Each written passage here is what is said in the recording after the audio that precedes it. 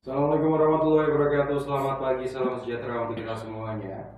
Kita kembali mengudara di ruang dengar kami di FM 87,9 per 1 RRI Tuban, kanal informasi dan inspirasi. Hari ini hari Senin, edisi tanggal 25 November 2024 ya. Akan dipandu oleh Wahyu Priya sampai nanti pukul 11 waktu Indonesia bagian Barat di Tuban pagi ini.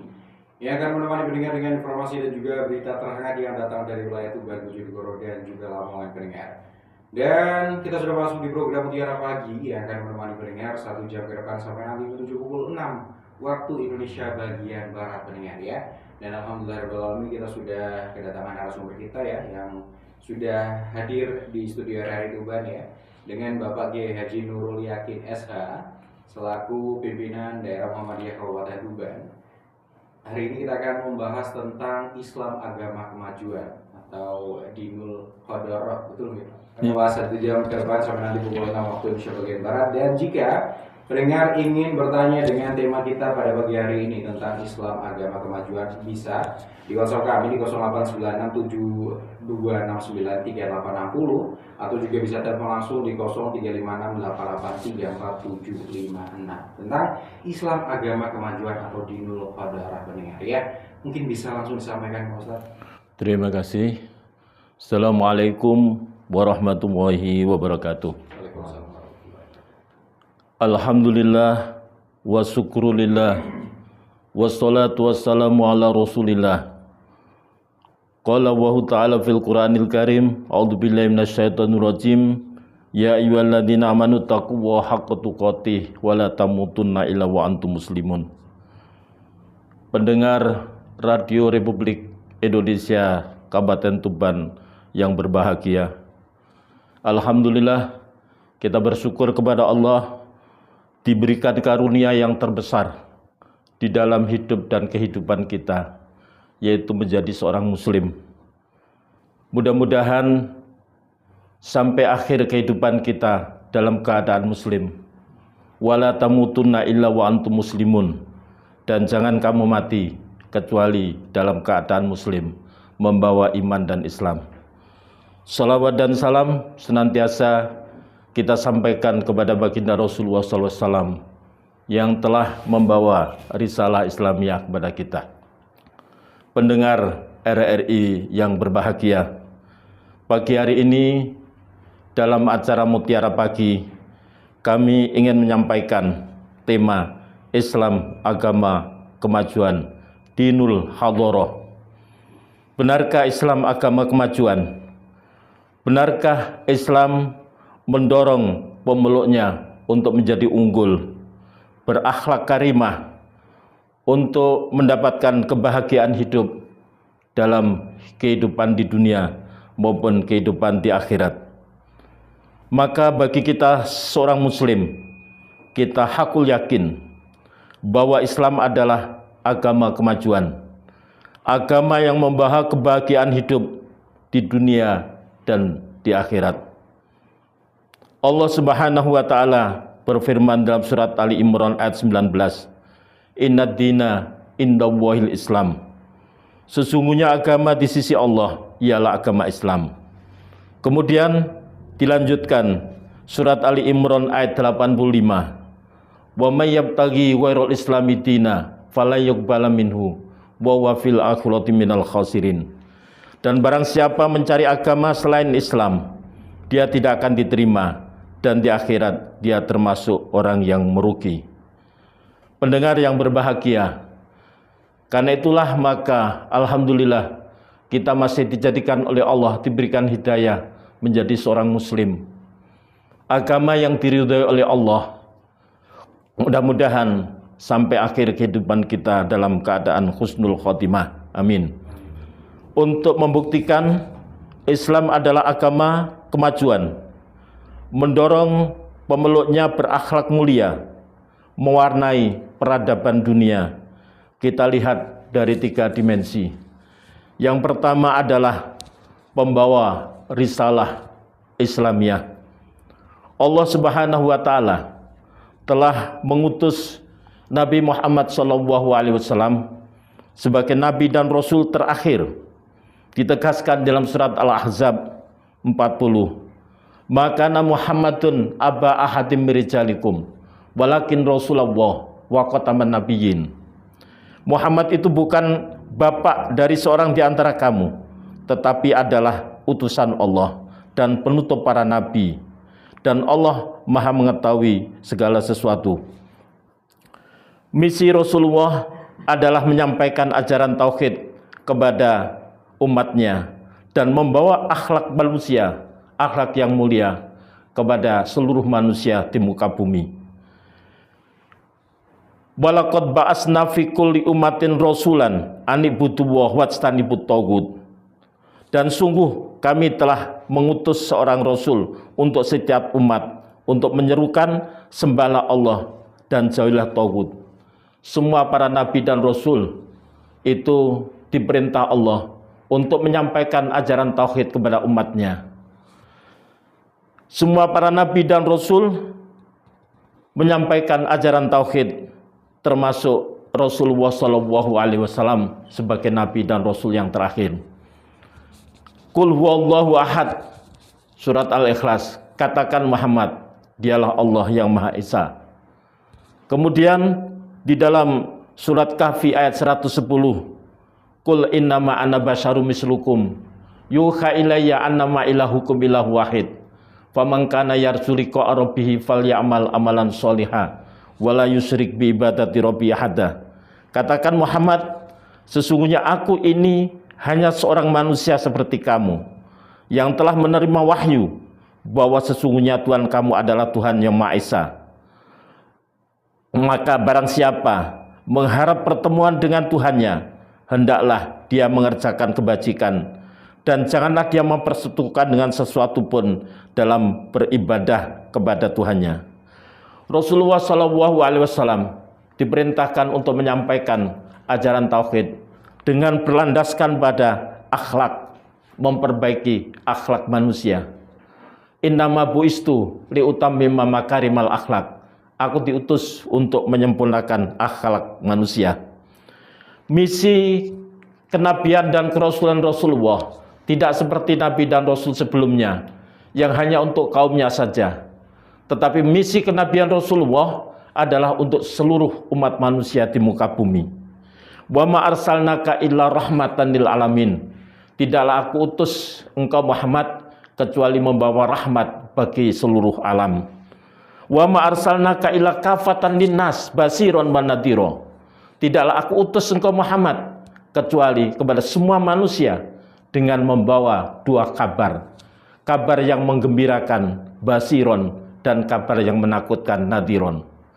Bagi siapapun yang menerima ajaran tauhid yang dibawa oleh Rasulullah SAW, kemudian mengimani dan menjalankan dalam realitas kehidupannya, maka Rasulullah memberikan kabar gembira melalui Allah Subhanahu wa taala berfirman, innal ladzina amanu wa amilus solihati kanat lahum jannatul firdausi nuzula.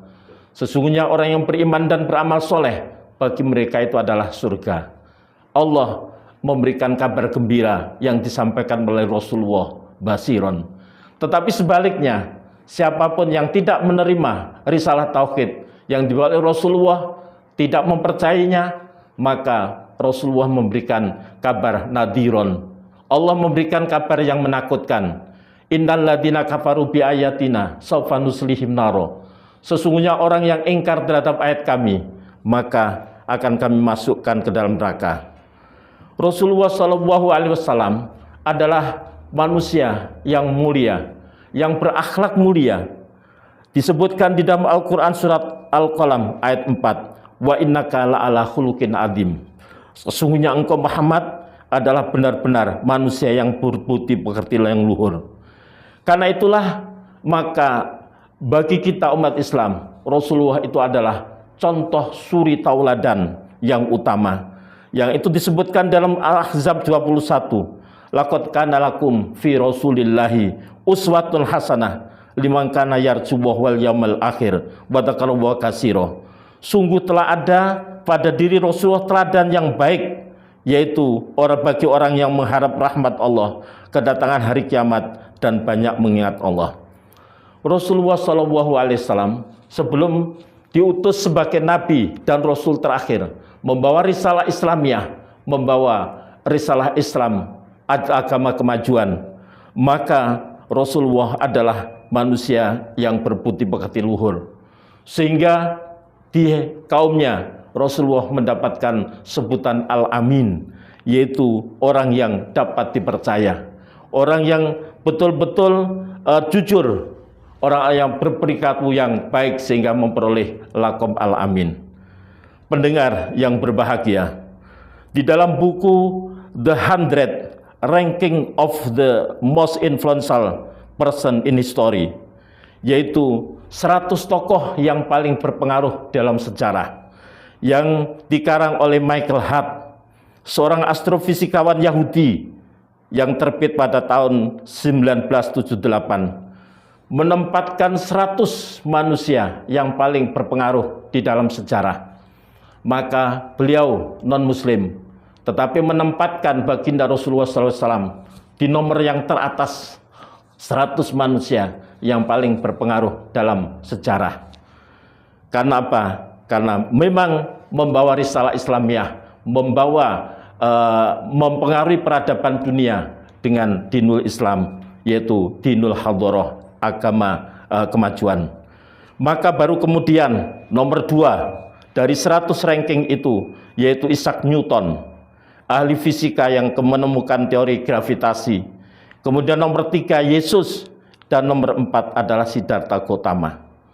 Ini adalah dari sisi pembawa risalah Islamiyah, betul-betul adalah manusia yang mulia, yang berperilaku berbudi pekerti baik, yang telah memperoleh laqab Al-Amin, dan bahkan dinobatkan juga sebagai 100 manusia yang paling berpengaruh dalam sejarah kehidupan manusia. Kemudian yang kedua, dari sisi risalah Islam yang dibawa oleh Rasulullah SAW, sumber utama daripada risalah tauhid yang dibawa oleh Rasulullah adalah Al-Quran dan As-Sunnah. Taraktu fikum amrain lan tadillu ma tamassaktum bihima, kitab wa sunnata rasulih. Aku tinggalkan untukmu 2 perkara, kamu tidak akan pernah tersesat apabila berpegang pada keduanya, yaitu Al-Quran dan As-Sunnah. Al-Quran adalah firman Allah, sumber utama, diturunkan kepada Rasulullah SAW melalui malaikat Jibril dalam kurun waktu yang panjang, yaitu sepanjang masa kenabian kerasulan Rasulullah SAW selama 23 tahun.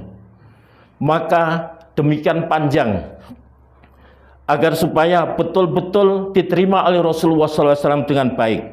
Allah membakukan dalam surat Al-Furqan ayat 32, wa qala alladziina kafaru laula nuzila alaihil qur'anu jumlatan wahidah kadzalika linusabbita bi fuadaka wa rattalnahu tartila.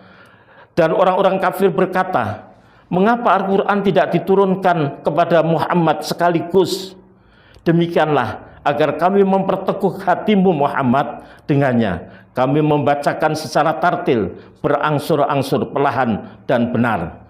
Kemudian surat Al-Isra ayat 106, wa faraqna Qur'anahu liyaqra'ahu ala nasi ala musin wa nazzalnahu tanzila. Dan kami dan Al-Quran kami turunkan berangsur-angsur agar engkau Muhammad membacakan kepada manusia perlahan-lahan, dan kami menurunkan secara perlahan. Demikian hebatnya Al-Quran, agar supaya diturunkan dalam waktu yang panjang, agar supaya Allah menyampaikan kepada Rasulullah dengan benar, dengan tartil, dan kemudian Rasulullah menyampaikan kepada umatnya juga dengan betul-betul dalam tartil yang presisi. Pendengar yang berbahagia, Al-Quran sebagai sumber utama betul-betul dijaga otentisitasnya oleh Allah Subhanahu wa Ta'ala. Langsung Allah yang menjaga eksistensi Al-Quran. Tidak akan bisa dijamah, dirubah oleh tangan-tangan manusia. Karena Allah sudah berjanji, inna nahnu nazzalna dzikra wa inna lahu lahafidun. Surat Hijr ayat 9. Sesungguhnya kamilah yang menurunkan Al-Quran, dan pasti kami pula yang memeliharanya. Adapun mengenai sumber yang kedua As-Sunnah, ucapan, tindakan dan perilaku Rasulullah Shallallahu Alaihi Wasallam, maka itu juga menjadi sumber, karena apa yang diucapkan Rasulullah, wa ma yantiqu anil hawa in huwa illa wahyu yuha, surat An-Najm ayat 34. Apa yang diucapkan Rasulullah, apa yang ditindakkan oleh Rasulullah bukanlah berasal dari hawa nafsunya, tapi adalah bimbingan wahyu. Tetapi karena hadis itu dibukukan setelah kematian Rasulullah SAW dalam waktu yang cukup lama, karena itulah maka ada yang disebut dengan hadis yang sahih, ada yang hasan, ada yang dhaif. Tapi kemudian para ahli hadis sepakat bahwa kitab Bukhari dan Muslim dianggap semuanya adalah sahih, sedangkan kitab hadis selain Bukhari dan Muslim ada yang derajatnya sahih, ada yang hasan dan ada yang dhaif. Kekuatan Islam dan kemuliaannya terletak pada keunggulan kitab suci Al-Quran sebagai mukjizat yang diturunkan kepada Rasulullah SAW, Nabi akhir zaman. Karena itulah maka Al-Quran berisi tentang hukum-hukum yang harus dijalankan oleh seluruh umat Islam pemeluknya, baik itu berupa perintah maupun larangan.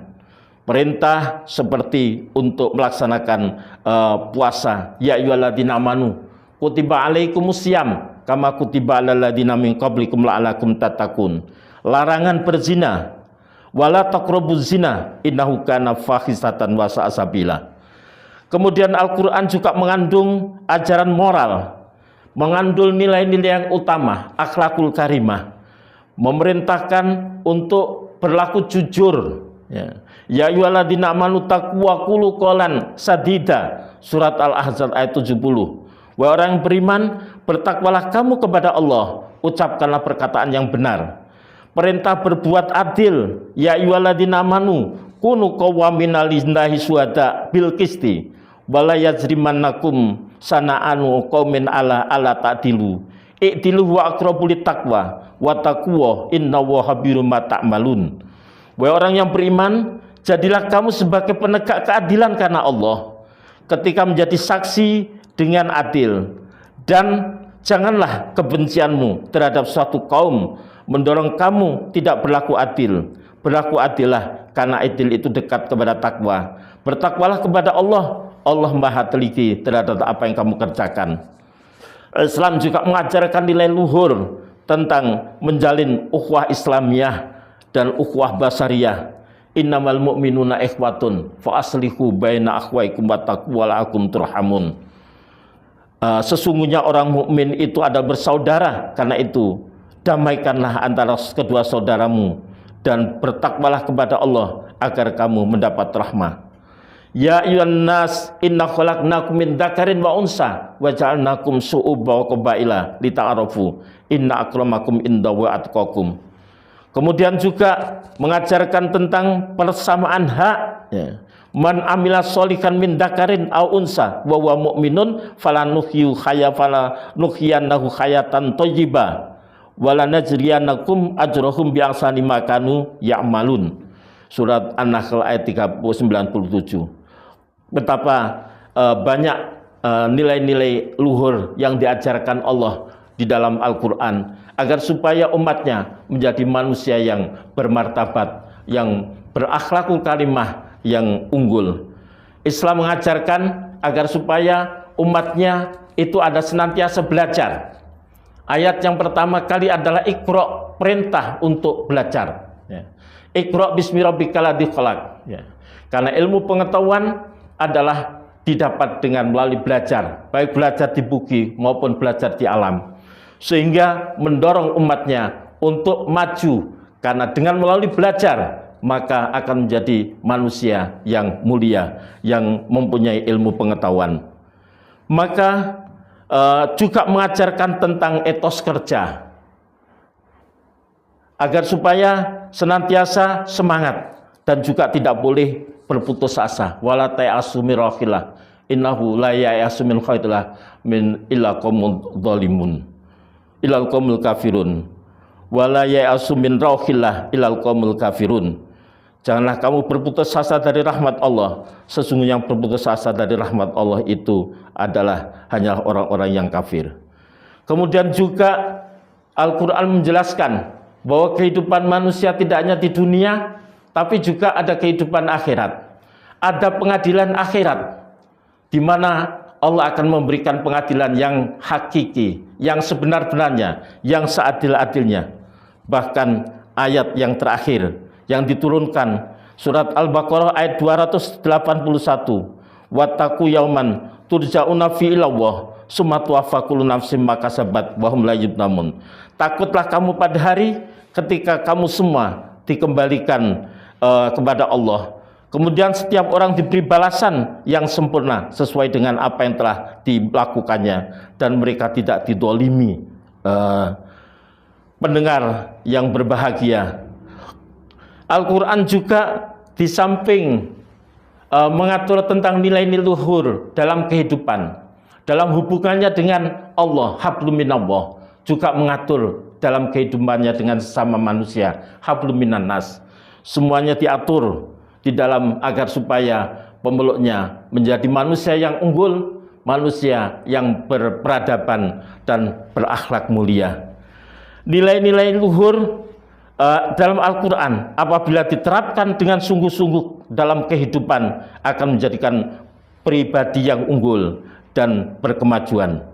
Di samping berisi tentang hukum-hukum, maka Al-Quran juga berisi tentang kisah-kisah kehidupan umat-umat yang terdahulu, di mana kisah-kisah itu adalah sebagai pelajaran bagi kita umat di kemudian hari.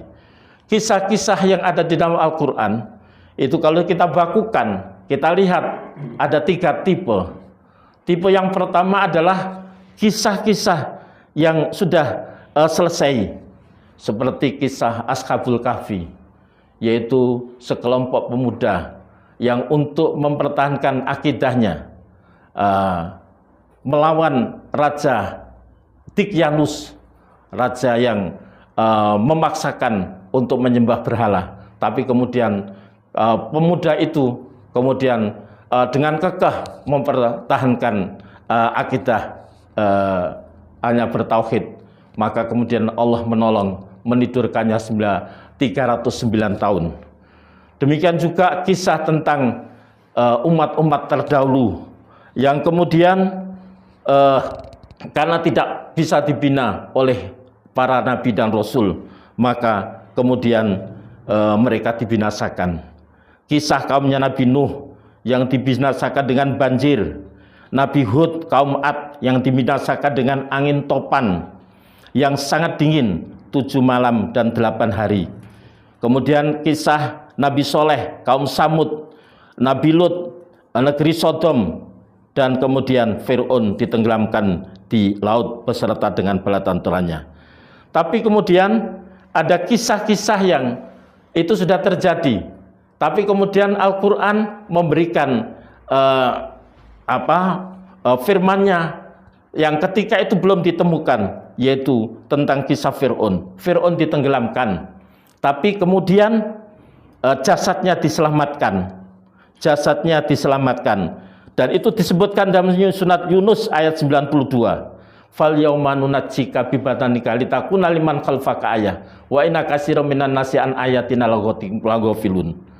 Maka ketika itu jasad Fir'aun sudah diselamatkan, tapi manusia belum tahu karena belum ditemukan jasad realnya. Baru abad ke-20 ditemukan di lembah Luxor, Mesir, ya. Itu jasad Maniptah yang itu adalah Fir'aun yang dulu mengejar-ngejar Nabi Musa. Setelah ditemukan, maka kemudian oleh pemerintah Perancis itu dikirim di Perancis dan kemudian diadakan penyelidikan. Ketua tim penyelidikannya adalah Maurice Bucaille, seorang ahli bedah kenamaan, yang ketika melihat jasad itu tidak ada salahnya, tidak mungkin jasad seperti ini tenggelam, tidak ada kerusakan sama sekali. Akhirnya kemudian menjadi mu'alaf.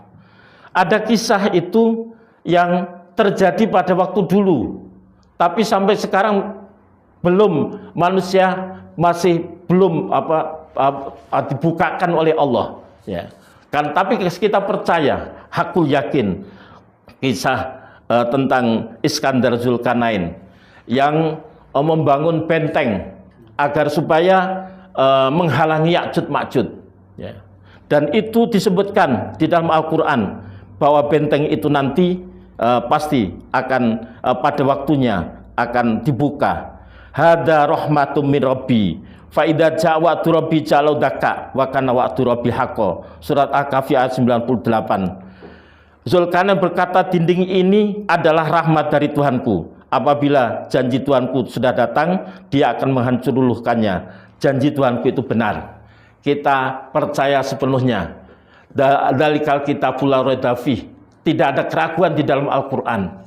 Meskipun sekarang sudah teknologi maju, karena Allah belum membukakan, tidak ada yang tahu. Manusia sudah melintasi bumi sekian hari bisa. Tapi di mana benteng itu? Di mana Ya'juj dikurung itu? Sampai sekarang pun tidak ada yang tahu.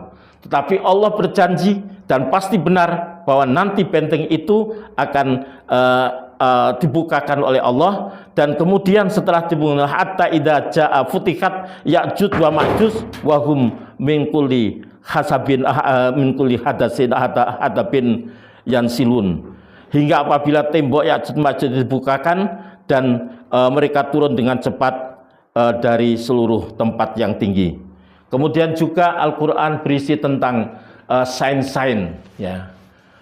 Salah satu saja saya sebutkan, ketika kemudian manusia menyelidiki alam ini bagaimana, maka kemudian disimpulkan sementara ini dengan teori Big Bang, bahwa alam ini dari satu padu yang kemudian terjadi ledakan yang besar. Dan itu di dalam surat Al-Bayyinah, Al-Anbiya ayat 30 persis disebutkan. Awalam yarul ladina kafaru annas samawati wal ar kana taratqa fa fataknahuma wa ja'alna minal ma'i kullasain hayyin afala yu'minun. Apakah orang-orang kafir tidak mengetahui bahwa langit dan bumi keduanya dahulunya menyatu, kemudian kami pisahkan antara keduanya, dan kami jadikan segala sesuatu yang hidup berasal dari air, maka mengapa mereka tidak beriman? Pendengar yang dirahmati oleh Allah. Kemudian tema yang ketiga, subtema yang ketiga adalah Rasulullah dan umatnya dalam merubah peradaban bangsa. Profesor Harun Nasution membagi sejarah Islam menjadi 3 periode. Periode klasik, periode pertemuan, pertengahan, dan periode modern. Periode klasik yaitu periode zaman masa Rasulullah SAW. Kita lihat misi kenabian dan kerasulan Rasulullah itu sangat singkat dibanding dengan para nabi dan rasul.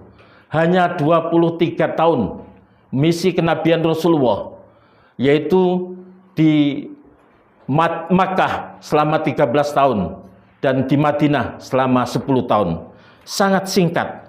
Dalam kurun waktu yang singkat, selama masa kenabian kurang lebih 23 tahun dengan ajaran Islam yang mendorong umatnya untuk maju, berperadaban tinggi, berakhlak mulia, maka Rasulullah SAW dengan ajaran Islam, dengan ajaran tauhid, risalah Islam yang dibawa sebagai dinul hadarah, yaitu agama kemajuan, maka dapat merubah peradaban bangsa Arab dalam kurun waktu 23 tahun di Jazirah Arabia, dari bangsa jahiliyah, bangsa kebodohan, menjadi bangsa yang maju, bermartabat, dan peradaban yang luhur. Kemudian dilanjutkan dengan era Khulafaur Rasyidin, yaitu tahun 632 sampai 661, ya.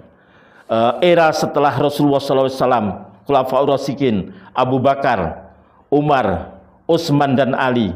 Pada masa ini Islam mulai tersebar di luar wilayah semenanjung Arab. Terjadi penaklukan Islam terhadap beberapa wilayah, Damaskus, Mesir, Irak, bahkan Palestina pada waktu Umar Ibn Khattab, Persia dan Syria. Kemudian dilanjutkan dengan dinasti Umayyah selama sekitar 90 tahun, mulai 661 sampai 750 Masehi. Ekspansi penyebaran Islam semakin luas pada zaman ini. Daerah-daerah yang dikuasai Islam pada masa ini adalah termasuk Afrika, ya, Irak, Semenanjung Arabia, Afghanistan, Asia Tengah, ya, Pakistan, Turkmenistan, dan Kyrgyzstan.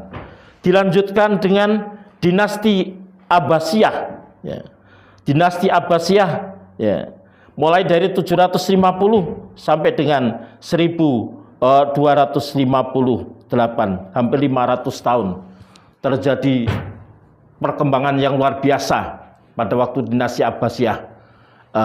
Perkembangan ilmu pengetahuan, muncul para tokoh-tokoh ilmuwan muslim sehingga Islam memimpin sebagai peradaban pada saat itu. Peradaban Islam semakin maju. Perpindahan kekuasaan dari dinasti Bani Umayyah ke dinasti Abbasiyah. Pusat kerajaan Bani Abbasiyah terletak di Baghdad, menggantikan kota Damaskus pada masa dinasti Umayyah. Kemudian, ya, pada waktu Khalifah Al-Mansur yang terkenal, kemudian Khalifah Al-Mahdi, ya, kemudian Harun Ar-Rasyid Al-Ma'mun, ya, maka betul-betul perhatian terhadap ilmu pengetahuan ditandai dengan penerjemahan buku-buku yang berbahasa Yunani dan Bizantium ke dalam bahasa Arab. Kemudian menerjemahkan buku-buku sehingga Khalifah Al-Ma'mun mendirikan Bait Al-Hikmah, yaitu pusat ilmu pengetahuan. Muncullah pada saat itu ilmuwan-ilmuwan muslim, Ar-Razi dalam bidang kedokteran, yang di Eropa dinamakan dengan Rases. Karya-karyanya di bidang kedokteran diterjemahkan ke dalam bahasa Latin untuk digunakan di Eropa. Kemudian di samping itu juga kita mengenal Ibnu Sina, seorang filosof dan juga seorang ahli kedokteran. Bukunya Al-Qanun, ya, Atib, ya, yaitu Qanun Al-Qanun Atib, ya. Itu adalah menjadi buku yang digunakan di Eropa sampai dengan pertengahan kedua dari abad ke-17. Integrasi juga terjadi dalam bidang bahasa, kebudayaan, astronomi, ilmu kimia, geografi, dan filsafat.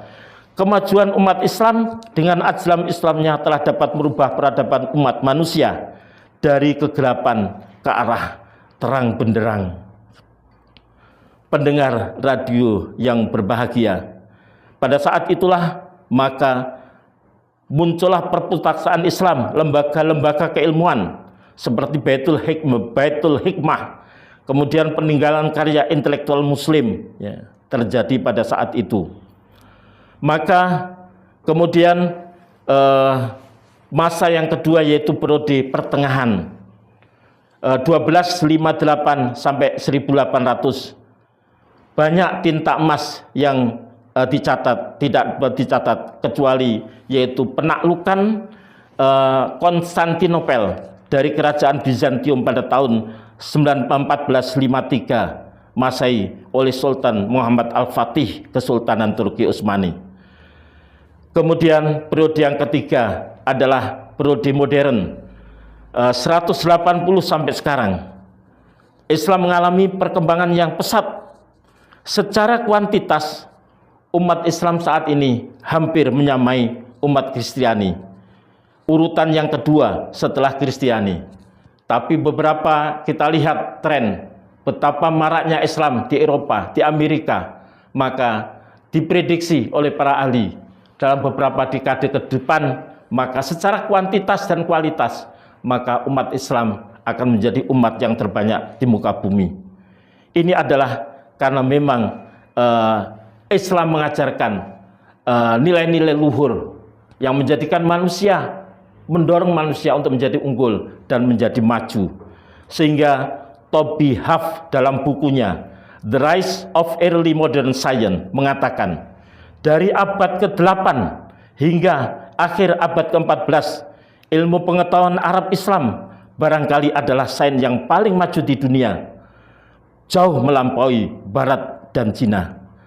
Bahkan kemudian Profesor Gibb menyampaikan, Islam is indeed more than system of theology, but it is complete civilization. Islam itu bukan hanya sekedar sistem of theology, sistem peribadatan, penyembahan kepada Allah, but it is complete civilization.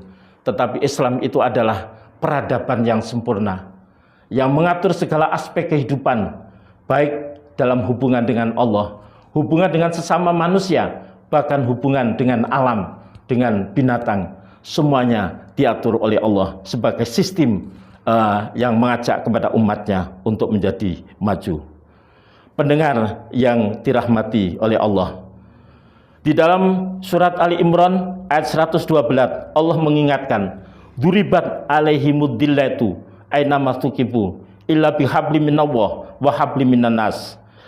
Mereka diliputi kehinaan di mana saja mereka berada, kecuali jika mereka berpegang pada tali Allah, agama Allah, dan tali perjanjian dengan manusia. Karena itulah maka hal-hal yang menjadikan Islam ini kendala-kendala adalah, diantaranya adalah kadang-kadang umatnya kurang bisa berpegang pada ajaran Al-Quran. Kemudian rasa persatuan yang perlu terus kita, karena itulah kekuatan Islam ada pada ajaran agamanya. Kekuatan Islam ada pada kehebatan Al-Quran sebagai landasan utamanya. Otentisitasnya dijaga dan terjaga, dijaga oleh Allah. Dan juga kekuatannya pada persatuan. Innamal mu'minuna ikhwah fa aslihu baina akhwaikum wattaqwa la'akum turhamun. Ada yang miris, yang ungkapan yang memprihatinkan, yang barangkali menjadi cambuk bagi kita, yaitu umat Islam, agar lebih memahami Islam dengan lebih baik melalui sumber otentisitasnya, yaitu Al-Quran dan As-Sunnah. Ungkapan itu adalah yang barangkali cukup memprihatinkan, dan itu menjadi cambuk bagi kita. Al-Islamu mahjubun bil muslimin. Islam tertutup dengan umat Islam. Artinya adalah kehebatan Islam sebagai sistem keagamaan, dinul hadoroh, agama kemajuan, mendorong kemajuan di segala bidang kehidupan untuk mendapatkan kebahagiaan dan kebaikan di dunia dan di akhirat. Kadang-kadang tertutup dengan perilaku umat Islam yang kurang mencerminkan nilai Islam dalam perilakunya, dan bahkan mengambil nilai-nilai di luar Islam dalam kehidupannya. Ini sehingga ada ungkapan kehebatan Islam kadang-kadang tertutup dengan kondisi umat Islam sendiri yang belum menerapkan semuanya di dalam aspek kehidupannya dengan nilai Islam, bahkan mengambil nilai-nilai di luar Islam. Pendengar yang berbahagia, sementara barangkali ini nanti kita bisa dialog lebih lanjut tentang Al-Islam dinul hadoroh, Islam adalah agama kemajuan. Baik, terima kasih Pak Ustadz atas mutiara pagi pada pagi hari ini ya, atau pemberian ceramah pada pagi hari ini. Masih dibuka juga pendengar ya, untuk yang ingin bertanya kepada Bapak Kiai Haji Nurul Yakin SH selaku pimpinan daerah Muhammadiyah Kabupaten Tuban, di WhatsApp kami di 0857693860, dan juga bisa telepon langsung di 0356883476 pendengar ya. Pak Ustadz, ini ada pertanyaan dari Pak Putra di Rengel. Pak Ustadz ingin bertanya, apakah kemajuan dalam Islam hanya terkait aspek duniawi atau juga mencakup kemajuan ukhrawi?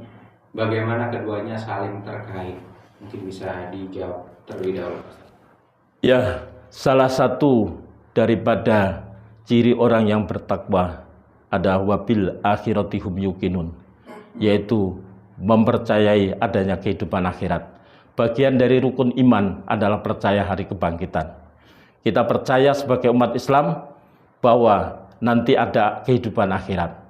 Karena itulah maka Allah mengingatkan kepada kita, khusus pada orang yang beriman, ya ayyuhalladzina amanu taqwa wal tandur nafsum ma qaddamat lighad wa taqwa innahu khabirum ma ta'malun. Wahai orang yang beriman, bertakwalah kamu kepada Allah, wal tandur nafsum ma qaddamat lighad, dan lihatlah apa yang sudah kamu siapkan untuk kehidupan akhirat. Wal tandur nafsum ma qaddamat wa taqwa innahu khabirum ma ta'malun. Bertakwalah kamu kepada Allah, sesungguhnya Allah Maha mengetahui apa yang kamu kerjakan. Maka dalam konsep Islam, kehidupan ini adalah dua. Kaifa takfuruna billah, bagaimana mungkin kamu wahai orang kafir ingkar kepada Allah. Wa kuntum amwatan, kamu dulunya tidak ada. Summa ahyakum. Wa kuntum amwatan fa ahyakum, kemudian kami hidupkan. Summa yumitukum, kami matikan. Summa yuhyikum, kemudian Allah menghidupkan kembali. Summa yuhyikum, summa ilaihi turja'un, kemudian dikembalikan kepada Allah. Untuk apa? Ya. Qul innal mautal ladzi tafiruna minhu fa innahu mulaqikum summa turadduna ila alimil ghaibi wasyahadah fayunabbiukum bima kuntum ta'malun. Kamu dikembalikan kepada Allah, fayunabbiukum bima kuntum ta'malun. Maka Allah akan memberikan penilaian terhadap apa yang terjadi. Jadi Allah mendorong kemajuan kehidupan di dunia. Tapi kemajuan kehidupan di dunia itu adalah untuk kebaikan kita di kehidupan akhirat. Sehingga mendorong kerja keras, kerja tuntas. Tapi diingatkan kita, ya ayyuhalladzina amanu la tulhikum amwalukum wala auladukum an dzikrillah wa may yaf'al dzalika fa ulaika hum khasirun. Wahai orang yang beriman, janganlah karena kesibukanmu di dalam bekerja, kesibukanmu di dalam mengurus anak-anak, kesibukanmu karena berkarya. Islam mendorong agar umatnya berkarya, agar umatnya merubah peradaban sesuai dengan misi Islam sebagai rahmatan lil alamin. Islam dinul hadoroh. Tetapi jangan kamu lupakan la tulhikum amwalukum wala an dzikrillah, untuk senantiasa ingat terus kepada Allah. Wa may yaf'al dzalika fa ulaika humul khasirun. Barang siapa yang karena kesibukan di dunia lupa kepada Allah, maka mereka itu termasuk orang yang merugi. Jadi Islam adanya balan, ya, keseimbangan. Ya, dunia adalah tempat berkarya dan akhirat adalah untuk tempat untuk memetik hasilnya. Maka Islam memberikan pilihan, ya, apakah berbuat baik atau tidak. Berbuat baik, innal abrara lafi naim wa innal fujjara lafi jahim. Sesungguhnya orang yang berbuat baik akan berada di tempat yang penuh dengan kenikmatan naim. Dan bagi orang yang berbuat jahat, wa inna fujjar lafi jahim, berada di tempat yang penuh dengan kesengsaraan. Demikian, Pak. Baik, semoga terjawab ya pertanyaan dari Bapak Putra yang ada di Regel. Ini sebelum kita menutup perjumpaan kita pada pagi hari ini, Pak Ustadz, kita akan rehat sejenak di FM 87,9 Pro 1 RRI Tuban, kanal informasi dan inspirasi. Terima kasih pendengar yang masih mendengarkan di FM 87,9 Pro 1 RRI Tuban, kanal informasi dan inspirasi. Kita masih di Mutiara Pagi edisi tanggal 25 November 2024 ya. Masih juga bersama Bapak Kiai Haji Nurul Yakin SH selaku pimpinan daerah Muhammadiyah Kabupaten Tuban dengan topik yang masih sama juga pendengar, tentang Islam, agama, kemajuan atau dinul hadarah pendengar ya. Dan masih ada satu pertanyaan Pak Ustaz sebelum kita mengakhiri perjumpaan kita pada pagi hari ini dari Ibu Ruminah di Palang. Pak Ustaz izin bertanya, bagaimana cara kita sebagai individu muslim dapat berkontribusi secara nyata dalam membangun kemajuan yang diridai Allah SWT? Ini bisa dijawab. Iya. Rasulullah SAW bersabda, khairun nas anfa'uhum linnas. Sebaik manusia adalah membawa manfaat bagi manusia. Maka masing-masing adalah ingin agar supaya membawa manfaat pada orang lain. Karena itulah maka yang pertama adalah hendaknya kita senantiasa teguhkan diri kita untuk berpegang pada Al-Quran dan As-Sunnah ya, di dalam kehidupan kita. Kemudian senantiasa dalam lingkup yang kecil adalah untuk amar ma'ruf nahi munkar. Karena di dalam surat Ali Imran Allah juga berfirman, wal takum minkum ummatun yad'una ilal khair wa ya'muruna bil ma'ruf wa yanhauna 'anil munkar wa ulaika humul muflihun. Jadilah kamu kelompok yang senantiasa mengajak kepada kebaikan, amar ma'ruf nahi munkar. Mereka itu adalah wa ulaika humul muflihun, orang-orang yang beruntung. Karena itulah maka apa yang bisa kita lakukan untuk membawa kebaikan bagi orang lain, sekecil apapun kontribusinya, maka tetap akan dicatat kebaikan. Fama ya'mal misqala dzarratin khairan yarah wa may ya'mal misqala dzarratin syarran yarah. Kalau kita umpamanya ke masjid, ada saudara kita yang barangkali jarang tidak mau ke masjid, kita ajak, itu adalah amar ma'ruf. Atau ada teman saudara kita yang barangkali berbuat kesalahan, kita ingatkan, nahi mungkar, itu adalah kontribusi. Masing-masing mempunyai kontribusi sesuai dengan apa yang dimiliki. Tapi kalau kita senantiasa amar ma'ruf nahi mungkar, maka kita akan beruntung.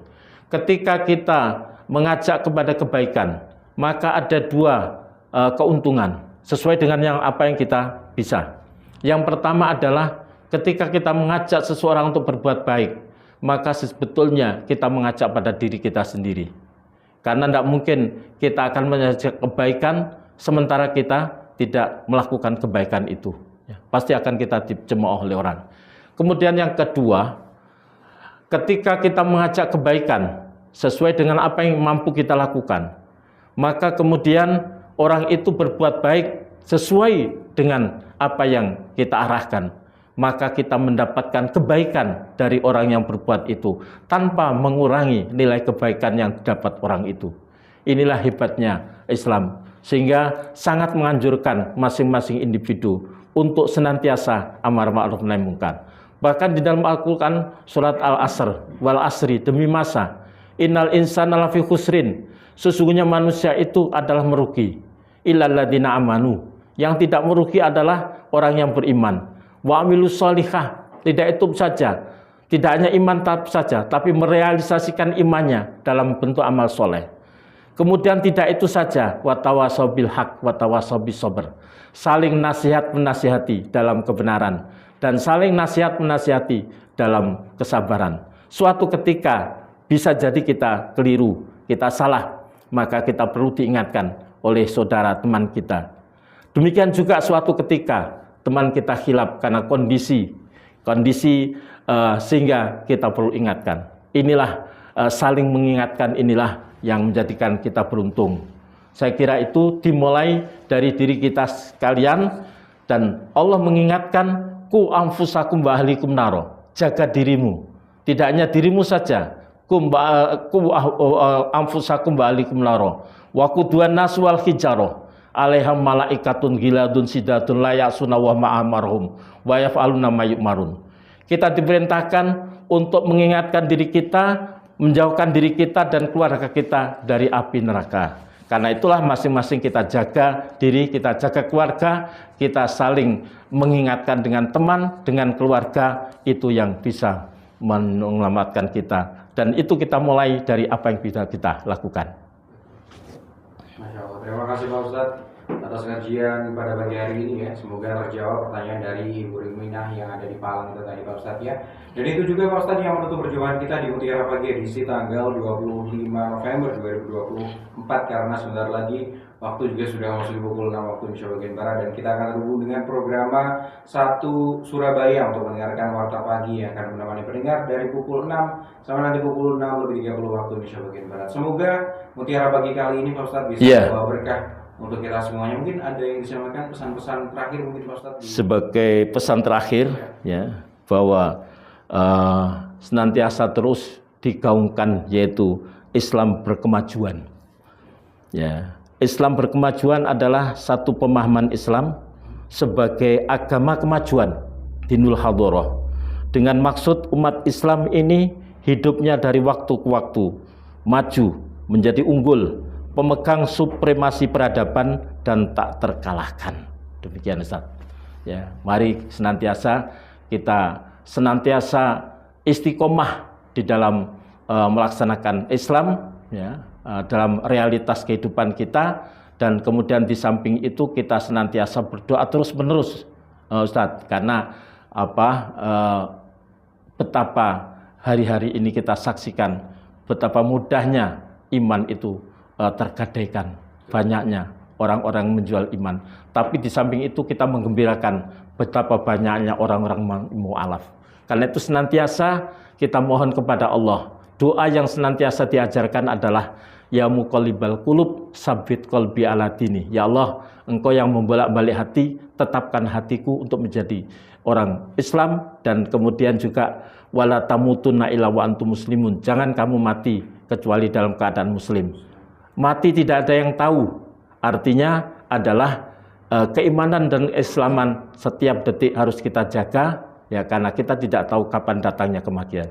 Itu Ustaz. Ya. Baik, terima kasih Pak Ustadz ya. Kita akan pamit undur diri di Mutiara Pagi edisi tanggal 25 November 2024. Terima kasih. Ya, terima kasih kembali. Warahmatullahi wabarakatuh. Waalaikumsalam warahmatullahi wabarakatuh.